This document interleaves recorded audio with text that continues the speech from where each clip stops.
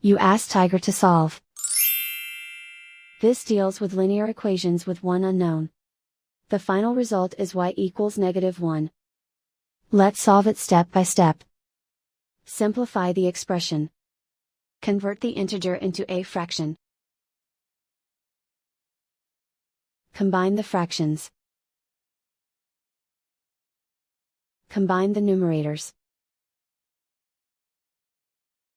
Group all constants on the right side of the equation. Subtract 13 from both sides. Simplify the arithmetic. Convert the integer into a fraction. Combine the fractions. Combine the numerators.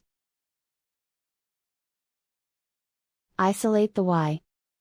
Multiply both sides by inverse fraction 7/3.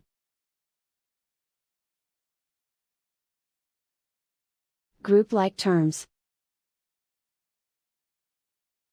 Multiply the coefficients. Simplify the fraction. Multiply the fractions.